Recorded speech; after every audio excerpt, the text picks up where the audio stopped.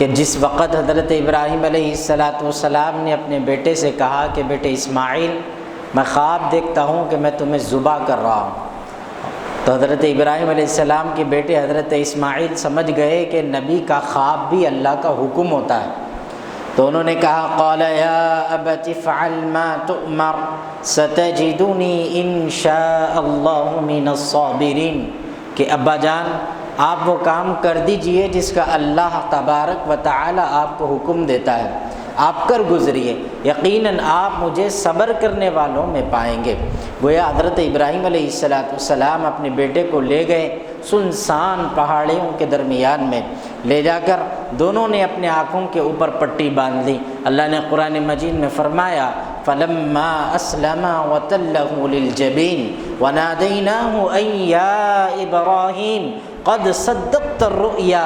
انا کذلک نجزی المحسنین۔ اللہ تبارک و تعالی نے فرمایا کہ ابراہیم، اللہ نے آواز لگائی جب دونوں باپ بیٹے نے اپنے آنکھوں پر پٹی باندھی اور حضرت ابراہیم چھری چلانے لگے، چھری چلتی نہیں، آپ نے جب دوبارہ چلایا وہ چھری چل گئی۔ جب آپ نے اپنے آنکھوں سے پٹی ہٹائی تو اللہ نے آواز دی وَنَادَيْنَاهُ أَن يَا إِبْرَاهِيمُ، اے ابراہیم یقیناً آپ نے سچ کر دکھایا ہے اس بات کو، قد صدقت الرؤیا انا كذلك نجزی المحسنین وفدیناہ بذبح عظیم۔ اس آیت کے اندر اللہ تبارک و تعالی نے فرمایا کہ ہم نے ایک ذبیحے کو، ایک دمبے کو اسماعیل علیہ السلام کی جگہ پر ذبح کروا دیا تاکہ اسماعیل کی جان بچ جائے، اور اسماعیل کو اس لیے بھی محفوظ کر لیے کہ ہم آپ کی آزمائش چاہتے تھے، ہم آپ کا امتحان دیکھنا چاہتے تھے، ہم آپ کو آزما رہے تھے اور یقیناً آپ اس میں کامیاب ہو گئے۔ وَتَرَكْنَا عَلَيْهِ فِي الْآخِرِينَ، اللہ نے فرمایا کہ یہ آپ کا عمل، یہ آپ کی قربانی کی سنت، یہ آپ کی ادا ہم نے آپ کے بعد آنے والے، قیامت تک آنے والوں کے لیے اس کو جو ہے زندہ کر دیا کہ لوگ سال میں ایک مرتبہ آپ کے انداز پر، آپ کے طرز پر، آپ کے ناز و نخروں کے ساتھ لوگ میری قربانی دیں گے اور میری محبت میں اپنے جانور کو ذبح کریں گے۔ یہ جانور کا ذبح کرنا، یہ انداز، یہ ناز و نخرے اٹھانا، یہ سب کچھ آپ کے اور آپ کے بیٹے اسماعیل کی اداؤں کی طرح ہی ہوگا، جس طرح آپ نے کیا اسی طرح یہ لوگ اپنے جانور کو ذبح کریں گے۔ یہ سنت ابراہیم علیہ السلام ہے، قربانی کا عمل جو ہماری زندگیوں سے نکلا۔ اللہ تبارک و تعالی آنے والے سال بھی ہمیں قربانی کا مہینہ عطا فرمائے، اور اس میں بھی جن جن حضرات پر اللہ نے قربانیوں کو واجب رکھا ان کو قربانی دینے کی توفیق عطا فرمائے۔ اب آپ حضرات کے سامنے جو بات کرنا ہے، اللہ تبارک و تعالی نے قرآن مجید کے اندر ارشاد فرماتے ہیں اللہ تبارک و تعالی حضرت ابراہیم علیہ السلام کو حکم دیتے ہیں کہ اے ابراہیم، ہم نے آپ کو جس جس انداز سے، جن جن طریقوں سے آزمایا آپ اس میں کھڑے اترے، کامیاب ہو گئے۔ آپ جس جس طریقے سے ہم نے آپ کو آزمائشوں میں ڈالا آپ کھڑے نظر آئے اور آپ نے ہماری محبت کا ثبوت دیا، یقیناً آپ ہمارے خلیل ہیں، دوست ہیں۔ اب آپ کے لیے حکم یہ ہے کہ آپ بیت اللہ کی تعمیر فرمائیے، بیت اللہ یعنی کعبۃ اللہ کی تعمیر فرمائیے۔ کعبۃ اللہ کی تعمیر حضرت آدم علیہ السلام نے کی تھی، جس کے بعد طوفان نوح جب آیا، اس طوفان نوح کے اندر کعبۃ اللہ کی دیواریں گر گئی تھیں۔ اس کے بعد حضرت ابراہیم علیہ السلام کو اللہ تبارک و تعالی نے حکم دیا کہ اے ابراہیم، آپ خانہ کعبہ کی تعمیر فرمائیے۔ قرآن مجید میں اللہ تبارک و تعالی نے ارشاد فرمایا وَإِذْ يَرْفَعُ إِبْرَاهِيمُ الْقَوَاعِدَ مِنَ الْبَيْتِ وَإِسْمَاعِيلُ رَبَّنَا تَقَبَّلْ مِنَّا إِنَّكَ أَنْتَ السَّمِيعُ الْعَلِيمُ۔ اور اسی آیتوں سے پہلے جس کی شروعات ہوتی ہے، اللہ تبارک و تعالی نے فرمایا وَإِذِ ابْتَلَىٰ إِبْرَاهِيمَ رَبُّهُ بِكَلِمَاتٍ فَأَتَمَّهُنَّ قال انی جاعلک للناس اماما قال ومن ذریتی قال لا ینال عہد الظالمین۔ جب اللہ تبارک و تعالی نے حضرت ابراہیم علیہ السلام سے کہا کہ ابراہیم، ہم نے آپ کو بڑی بڑی آزمائشوں سے آزمایا اور آپ ان تمام آزمائشوں میں کامیاب ہو گئے، لہذا ہم آپ کو ہمارے لوگوں کے لیے، میرے ماننے والوں کے لیے ہم آپ کو امام بناتے ہیں، تو حضرت ابراہیم علیہ السلام نے جب یہ سنا تو آپ نے فرمایا قال ومن ذریتی، اے اللہ جس طرح آپ مجھے امام بنا رہے ہیں میری اولاد میں سے بھی کسی کو امام بنا دیجئے، میری اولاد میں سے بھی کسی نہ کسی کو قبول فرما لیجئے۔ یہ کہتے ہوئے آپ نے اللہ سے التجا کی۔ اللہ تبارک و تعالی نے فرمایا قال ومن ذریتی قال لا ینال عہد الظالمین، کہ ہم یقیناً ظالموں کو عہد عطا نہیں فرماتے، یعنی اگر وہ نیک ہوں گے، اگر وہ اللہ کے اطاعت گزار اور فرما بردار ہوں گے تو یقیناً ان کے اندر ہم امام بنائیں گے انہیں بھی، لیکن اگر وہ ظلم کرنے والے ہوں گے تو ہم انہیں امام نہیں بنائیں گے۔ اس کے آگے اللہ تبارک و تعالی قرآن مجید میں ارشاد فرماتا ہے وَإِذْ جَعَلْنَا الْبَيْتَ مَثَابَةً لِلنَّاسِ وَأَمْنًا وَاتَّخِذُوا مِن مَّقَامِ إِبْرَاهِيمَ مُصَلًّى۔ اللہ تبارک و تعالی نے ان آیتوں کے اندر حضرت ابراہیم علیہ السلام کو بتایا کہ جس خانہ کعبہ کے گھر کی تم تعمیر کر رہے ہو یہ مسلمانوں کے لیے مرجع منبع ہے، یہ ایک بڑا مقام رکھنے والی جگہ ہے، یہ اللہ کا گھر ہے، یہ بیت اللہ ہے، اس کا مقام و مرتبہ بڑا اعلیٰ ہے۔ اور جس جگہ پر کھڑے ہو کر حضرت ابراہیم علیہ السلام خانہ کعبہ کی تعمیر فرما رہے تھے، جسے ہم مقام ابراہیم کہتے ہیں، جو سونے کی جالی کے اندر آپ جا کے دیکھیں تو پیروں کے نشان حضرت ابراہیم علیہ السلام کے آج بھی جوں کے توں ہیں۔ آپ کو معلوم یہ جو مقام ابراہیم ہے یہ وہ جگہ تھی جہاں پر حضرت ابراہیم علیہ السلام کھڑے ہو کر خانہ کعبہ کی تعمیر فرما رہے تھے، خانہ کعبہ کے اوپر پتھر جما رہے تھے وہاں کھڑے ہو کر۔ اگر نیچے کا حصہ اگر فاؤنڈیشن بیس کا کام ہو تو حضرت ابراہیم علیہ السلام زمین پہ کھڑے ہو کے آرام سے کر سکتے تھے۔ اب اونچائی کی بات ہو تو ظاہر ہے کہ یہ زمانے کے اندر ہم بموا لگا کے اوپر چڑھ جاتے پورے کام کے لیے، کیوں؟ تاکہ تعمیر اونچی ہے۔ اب خانہ کعبہ کی تعمیر کو اونچا کرنا تھا تو آپ جانتے ہیں مقام ابراہیم کا وہ جو پتھر ہے اللہ تبارک و تعالیٰ نے اس پتھر سے لفٹ کی طرح کام لیا۔ جب حضرت ابراہیم علیہ السلام کو اونچائی کی طرف پتھر رکھنا ہوتا وہ پتھر جو آج ہے وہ اونچا ہو جاتا تھا، حضرت ابراہیم علیہ السلام اوپر کی طرف جاتے تھے۔ جب آپ کو نیچے جانے کی حاجت ہوتی، ضرورت ہوتی تو وہ پتھر نیچے آ جاتا تھا۔ حضرت ابراہیم علیہ السلام کے لیے وہ پتھر لفٹ کا کام کیا، اور وہ نرمی ایسی کہ حضرت ابراہیم کے پیر قدمین، آپ کے قدم مبارک مکمل طور پر اس پیر کے اندر دس گئے، اور آج بھی اللہ تعالیٰ نے اس جگہ کو پوری دنیا کے لیے سامنے رکھ دیا جو خانہ کعبہ کے بالکل سامنے نظر آتا۔ اللہ تبارک و تعالیٰ نے فرمایا وَعَهِدْنَا إِلَىٰ إِبْرَاهِيمَ وَإِذْ جَعَلْنَا الْبَيْتَ مَثَابَةً لِلنَّاسِ وَأَمْنًا وَاتَّخِذُوا مِن مَّقَامِ إِبْرَاهِيمَ مُصَلًّى۔ آگے فرماتے ہیں وَإِذْ جَعَلْنَا الْبَيْتَ مَثَابَةً لِلنَّاسِ وَأَمْنًا وَاتَّخِذُوا مِن مَّقَامِ إِبْرَاهِيمَ مُصَلًّى وَعَهِدْنَا إِلَىٰ إِبْرَاهِيمَ وَإِسْمَاعِيلَ أَن طَهِّرَا بَيْتِيَ لِلطَّائِفِينَ وَالْعَاكِفِينَ وَالرُّكَّعِ السُّجُودِ۔ اللہ نے حکم دیا کہ ابراہیم اور اسماعیل ہم تم دونوں کو تاکید کرتے ہیں، یہ لوگ جو دیوانوں کی طرح میرے گھر کی طرف آئیں گے، پاگلوں کی طرح دوڑتے آئیں گے، کوئی طواف کا چکر لگائے گا، کوئی رکوع کرے گا، کوئی سجدہ کرے گا، کوئی قیام کرے گا، کوئی پکارے گا مجھے چیخ چیخ کر، ان سب کے لیے میرے گھر کو صاف ستھرا کر دو۔ ان طہر بیتی للطائفین والعاکفین والرکع السجود۔ طواف کرنے والے، اعتکاف کرنے والے، میری عبادت، میری بندگی کرنے والے جب آئیں گے تمہارے پاس، کیونکہ جب خانہ کعبہ تعمیر ہوا حضرت ابراہیم علیہ السلام نے کہا کہ اللہ آپ نے مجھ سے کام لے لیا۔ اللہ نے کہا اعلان کرو حج کا، اعلان کرو لوگوں کے سامنے حج کا، کہ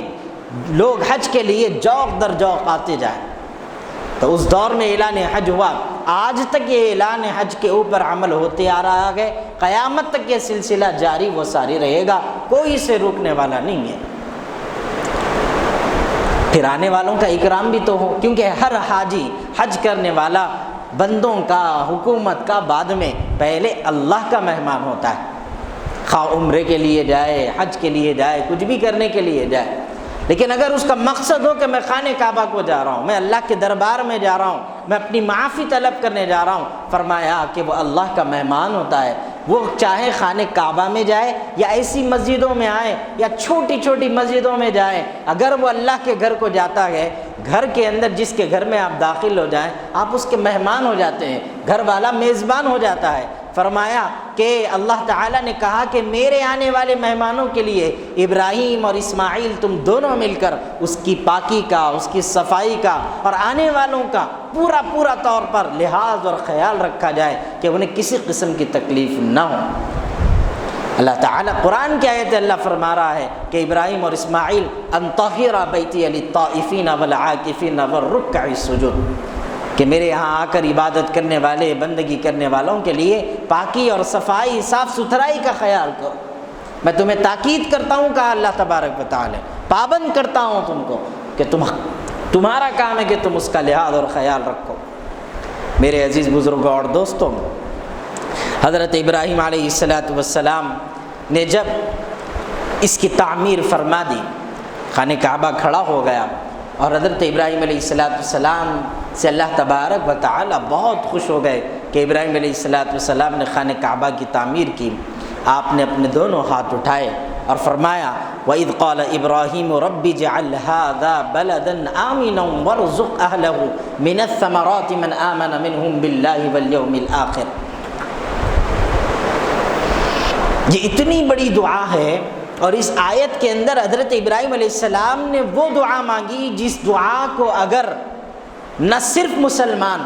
بلکہ غیر قوموں کی حکومتیں بھی اگر اس کو سمجھیں، اس کو پرکھنے کی کوشش کریں، تو وہ سمجھ سکتی ہیں کہ حکومت کس طرح کرنی چاہیے اور اپنے حکومت کے اندر رہنے والی رعایا کو کن چیزوں کی سہولتیں سب سے پہلے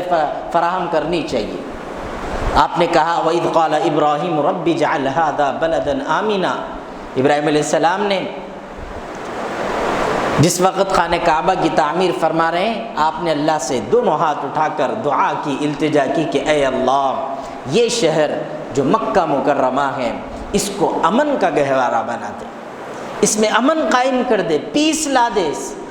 ہر رہنے والا، ہر زندگی گزارنے والے کے لیے آسانیاں پیدا کر دے، لوگ سکون سے یہاں پر زندگی گزارے۔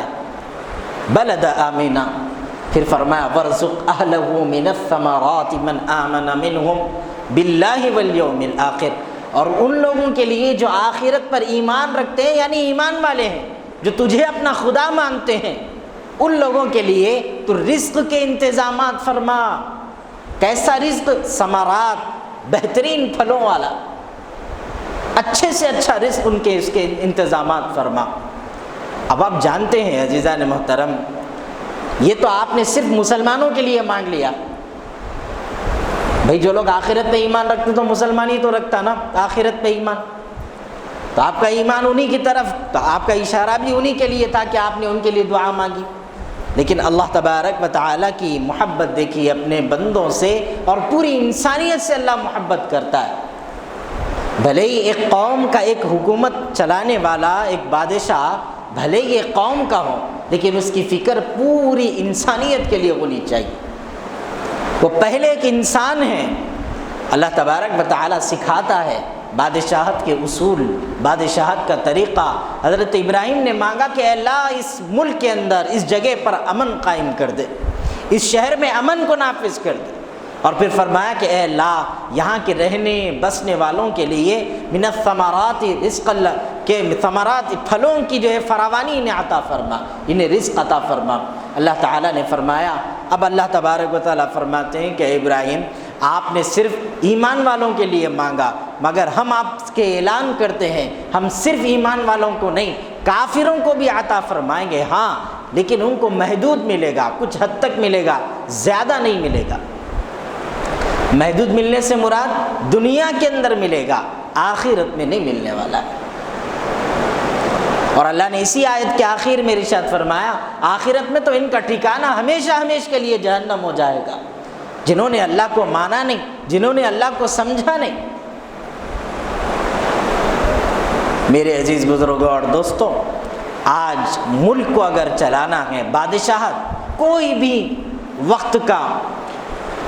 عوامی نمائندہ ہو، سیاسی نمائندہ ہو، انہیں چاہیے کہ امن کو برقرار رکھنے کی پہلی کوشش کریں۔ مذہب اسلام سکھاتا ہے جس طرح حضرت ابراہیم علیہ السلام نے اللہ سے دعا مانگی کہ اے اللہ امن عطا فرمائیے اور لوگوں کے رزق کے انتظامات عطا فرمائیے، کیونکہ رزاق کوئی اور نہیں، اللہ تبارک و تعالی ہے۔ آپ نے انہی سے مدد طلب کی کہ اللہ آپ ہی کرنے والے ہیں، آپ ہی کریے۔ اور جب خانہ کعبہ کی دیواروں کو کھڑی کر رہے ہیں حضرت ابراہیم علیہ السلام، اس کے اوپر محنت کر رہے ہیں، فرمایا وَإِذْ يَرْفَعُ إِبْرَاهِيمُ الْقَوَاعِدَ مِنَ الْبَيْتِ وَإِسْمَاعِيلُ، جب حضرت ابراہیم علیہ السلام اور اسماعیل علیہ السلام دونوں باپ بیٹے دیواروں کو کھڑی کر رہے ہیں، اس وقت آپ نے فرمایا رَبَّنَا تَقَبَّلْ مِنَّا إِنَّكَ أَنْتَ السَّمِيعُ الْعَلِيمُ۔ اے اللہ کتنے بڑے نبی ہیں حضرت ابراہیم علیہ السلام، پوری زندگی قربانیوں میں گزارے، بڑھاپے کی عمر میں کانپتے ہوئے ہاتھوں سے خانہ کعبہ کی دیواروں کو کھڑی کر رہے ہیں اللہ کے حکم کی تعمیل میں۔ لیکن اب میری بات پر غور کرو، ہماری نمازیں جوان بوڑھا بچہ 2 رکعت نماز پڑھ کے اپنے آپ کو نمازی سمجھ لیتا اور سمجھتا کہ میں اللہ کی نظر میں قبول ہو گیا، لیکن حضرت ابراہیم علیہ السلام خانہ کعبہ کی دیوار کھڑی کر رہے ہیں، اللہ کے حکم پہ کھڑی کر رہے ہیں، اور کھڑی کرتے ہوئے یہ فرما رہے ہیں ربنا تقبل منا انک انت السمیع العلیم۔ اے اللہ میں اس قابل نہیں کہ تو میرا عمل قبول کر لے، لیکن تو تیرے لیے یہ عمل ہے، تو اسے اپنے فضل سے قبول فرما، تیرے لیے یہ عمل ہے، اپنے فضل کا معاملہ فرما۔ 2 رکعت نماز تو پھر لوگ سمجھ رہے ہیں ارے ہم ہی عبادت گزارے، چہرے پہ داڑھی چھوڑ لی تو لوگ سمجھ رہے ہیں ہم ہی متقی ہیں، ہم ہی پر اللہ کی اطاعت اور فرما برداری کرنے والے نہیں۔ اسی لیے اللہ تعالیٰ کا نظام قدرت ہے کہ جنہیں لوگ دیکھ کر حقیر جانتے تھے کہ یہ تو شرابی، یہ تو جواڑی، یہ تو فلاں یہ فلاں یہ فلاں، اللہ تبارک و تعالیٰ ایسے ہی لوگوں کو جنت میں داخلہ دیں گے۔ پوری دنیا کھڑی ہو کے تکتی رہے گی مولا یہ کیا ہو رہا، اللہ فرمائے گا کہ اس کی پوری زندگی گناہوں میں تھی لیکن میرے پاس یہ مقبول تھا، اس کا ایک عمل قبول ہو گیا کافی ہے، جا جنت میں۔ اور جو لوگ پوری زندگی سجدوں میں گزارے ہیں اللہ تبارک و تعالیٰ ان کے ایک بھی سجدے کو قبول نہیں کرے گا۔ جنہیں لوگ دیکھ کر اللہ یاد آ جاتا تھے، جن کے چہروں کو دیکھ کر لوگ بولتے تھے ارے بھائی یہی اللہ والا، یہی نیک، یہی اللہ کا ولی ہے، ایسے لوگ جہنم کے اندر جاتے ہوئے نظر آئیں گے۔ اس دن سچائی کا پتہ چلے گا۔ یہی اللہ کے انصاف کا تقاضا ہے۔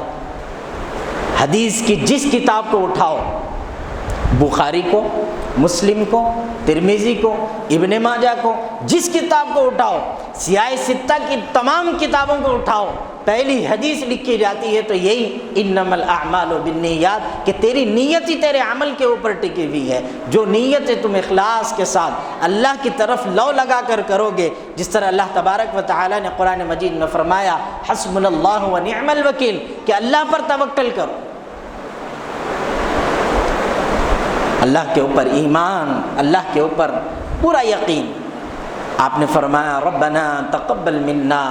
اے اللہ تو ہی قبول کرنے والا ہے، کر لے۔ انک انت السمیع العلیم، بے شک تو سننے والا جاننے والا بھی ہے۔ کیا جاننے والا ہے؟ میرے دل کا حال، ابراہیم کے دل کا حال، وہ تڑپ، وہ بے چینی، وہ بے قراری، وہ اضطراب جو اللہ سے محبت میں تھی آپ کو۔ اس کے بعد آپ نے دعا مانگی، اللہ نے کہا ابراہیم آپ نے ہم کو خوش کر دیا، جو جو ہم نے کیا، کہا، حکم دیا آپ نے سب کر دیا، یہاں تک کہ بیت اللہ تعمیر ہو گیا۔ اللہ نے کہا حج کا اعلان کرو، اعلان حج ہوا۔ اللہ تبارک و تعالیٰ نے فرمایا ابراہیم مانگیے آپ کیا مانگتے ہم آپ کو عطا کریں گے۔ یہ آفر ایسا آفر ہے، ہر چیز مسبب سبب سے مانگو، منت سے، خوشامد سے، ادب سے مانگو، کیوں غیر کے آگے ہاتھ پھیلاتے ہو، بندے ہو اگر رب کے تو رب سے مانگو۔ کسی شاعر نے یہ بھی کہا سلیقہ مانگنے کا ہم گواروں کو نہیں آقا، بس اتنا چاہتے ہیں بھیک میں ہم کو خوشی دے دے۔ حضرت ابراہیم ہاتھ اٹھا دیے اللہ تبارک و تعالیٰ کے آگے اور دعا مانگ رہے اللہ تبارک و تعالیٰ سے۔ کیا فرمایا؟ ربنا وجعلنا مسلمین لک ومن ذریتنا امۃ مسلمۃ لک۔ اب اللہ جب اعلان کر دے، یعنی مسلمانوں کا حال کیسا ہوتا ہے، شب قدر شب برات ہے مان لو، اور اللہ بول دیا جو مانگا دے رہا ہوں، تو ہم کیسا مانگیں گے؟ اب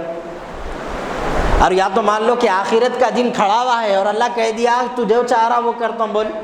تو وہ جو موقع ہے غنیمت حضرت ابراہیم کو زندگی میں ملا ان کے امتحانات میں کامیاب ہونے سے، جس طرح ایک باپ اپنے بیٹے کو بولے تم پاس ہو جاؤ، جو بولے وہ، وہی موقع تھا، پاس ہو گئے، اب جو بولے وہ، لیکن آپ نے کیا مانگا؟ فرمایا ربنا وجعلنا مسلمین لک ومن ذریتنا امۃ مسلمۃ لک، اے اللہ میری نسل میں، میری آل اولاد، میری جنریشن میں ایک امت پیدا فرما، ایک امت پیدا فرما، امۃ مسلمۃ لک، کہ جو امت سب کے پوری امتوں پر اس کا مقام و مرتبہ بھاری۔ وَأَرِنَا مَنَاسِكَنَا وَتُبْ عَلَيْنَا إِنَّكَ أَنْتَ التَّوَّابُ الرَّحِيمُ، ہماری توبہ کو قبول فرما لے اللہ۔ نبی ہے، توبہ کی معافی مانگ لی، اس کے بعد کی دعا اتنی پیاری دعا ہے، اللہ نے اسے کہا آمین اور کہہ دیا کہ قبول ہو گئی، تمہیں ہم چن لیے اب۔ ربنا وبعث فیہم رسولا منہم یتلو علیہم آیاتک وَيُعَلِّمُهُمُ الْكِتَابَ وَالْحِكْمَةَ وَيُزَكِّيهِمْ إِنَّكَ أَنْتَ الْعَزِيزُ الْحَكِيمُ۔ پہلی دعا میں امت مانگے، اب دوسری دعا میں مانگ رہے کہ اے اللہ اس امت کی رہبری، اس امت کی نگرانی، اس امت کی دیکھ بھال کے لیے میری ہی نسل میں سے ایک ایسے نبی کو پیدا فرما جو کیا کرے، تیری قرآن کی آیتوں کو پڑھ پڑھ کر سنائے لوگوں کے سامنے کہ تو چاہتا کیا ہے اپنے بندوں سے۔ اور پھر فرمایا والحکمت ویزکی، اللہ آپ کی حکمتوں کو، آپ کی علم کو، پختہ علم کو لوگوں تک پہنچائے اور صفائی اور ستھرائی، پاکی اختیار کرائے۔ انک انت العزیز الحکیم، یقیناً آپ کی حکمت تمام چیزوں پر قدرت رکھنے والی ہے۔ حضرت مولانا عطا اللہ شاہ بخاری رحمۃ اللہ علیہ اپنی پوری زندگی، یہ ایک ایسے اللہ والے تھے جنہوں نے اپنی پوری زندگی دین اسلام کے لیے وقف کی،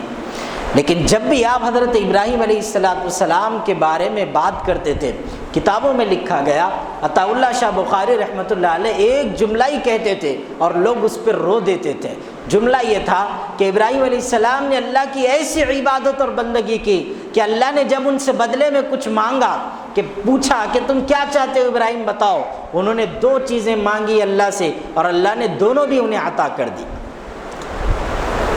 فرمایا کیا کیا؟ فرمایا کہ ایک اسماعیل ربی حبلی من الصالحین فبشرناہ بغلام حلیم، انہوں نے مانگا اے اللہ مجھے اولاد دے، اللہ نے کہا ہم تمہیں حلم والا بیٹا عطا کر رہے ہیں۔ کیسا بیٹا دیے؟ اسماعیل علیہ السلام، جس کے ایڑیوں سے اللہ تعالیٰ نے آب زمزم کے چشمے کو جاری کر دیا۔ اور دوسرا حضرت ابراہیم نے مانگا ربنا وبعث فیہم رسولا منہم یتلو علیہم آیاتک ویعلمہم الکتاب والحکمۃ ویزکیہم، یہ کون ہے؟ میری نسل میں اللہ اشارہ تھا یہ کہ ایک نبی کو بھیج، وہ نبی کوئی اور نہیں،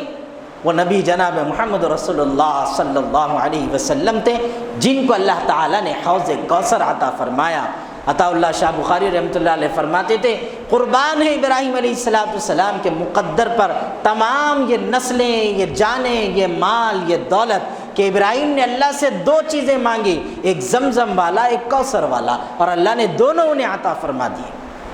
اس کا مطلب حضرت ابراہیم علیہ السلام کی نسل میں ہی اللہ تبارک و تعالیٰ نے جناب محمد رسول اللہ صلی اللہ علیہ وسلم کو پیدا فرمایا، اور آقا صلی اللہ علیہ وسلم نے حضرت ابراہیم علیہ السلام کے اس دعا کے اندر آنے والے ہر